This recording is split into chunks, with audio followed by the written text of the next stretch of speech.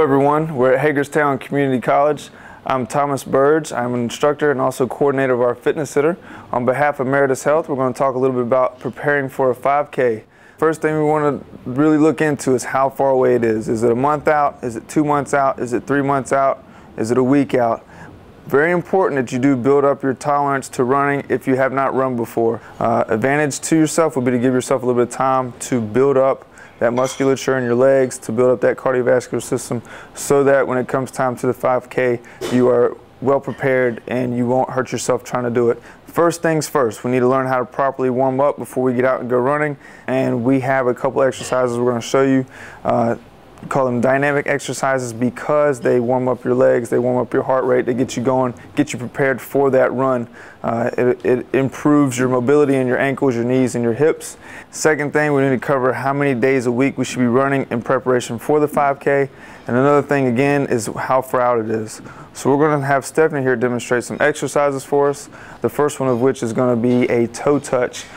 So when we do these exercises, we're going to want to cover about 10 to 15 feet. So Stephanie's going to cross over, down and touch, and then take a couple steps, and then switch, down and touch. All right, good. The next one we're going to do is a knee hug. We want to pull our knee tight to our chest as high as we can to loosen up our hamstrings and our glutes.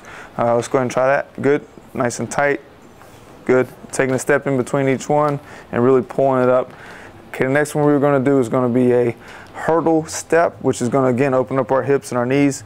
So we're really going to imagine that we have a hurdle about this high, and we want to really loosen up these hips, so we got to get our foot up and over that hurdle. Let's see you pull up and out, step over, good. We'll take a step, step over, good. The next one we're going to go into is going to be a walking lunge. When you take these lunges, we want to make sure that our feet are pretty wide, so it's opening up our hip again to get a nice stretch in there.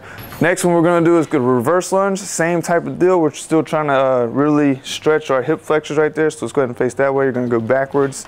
All right, big step backwards. Good, get to the bottom and hold. Yep, and then another leg, bottom and hold. Good. Another thing you can add into that, let's do this one more time. Let's turn. Hands over your head. All right, now take a big step backwards. Good, and then reach back. There you go. And this is really going to open up our hips and get our quads ready to roll. The next one we're going to do is going to be a butt kick, and we're in small space, but if you can imagine you're going about 10, 15 feet, go ahead and let's go butt kicks. Let's get a lot of them in. Good. All right, next one we're going to roll into is going to be high knees. Ideally, we're looking to get our knees waist high. And when we do this, let's go ahead and pull this leg up for me real quick. We want our heel to pull into our butt, just like this. All right, let's go do 6 of those. Go ahead. 1, 2, 3, 4, 5, 6. Good. And the one we're going to end with is going to be skipping, just like we used to do when we were a kid. Again, you're not necessarily going for height, but you're going for knee drive. Okay, nice and high. Good. Good. Again, these are just warm-up exercises. We call these dynamic stretches. It requires some movement. It requires your heart rate to increase. Take 5-10 minutes to do before you run.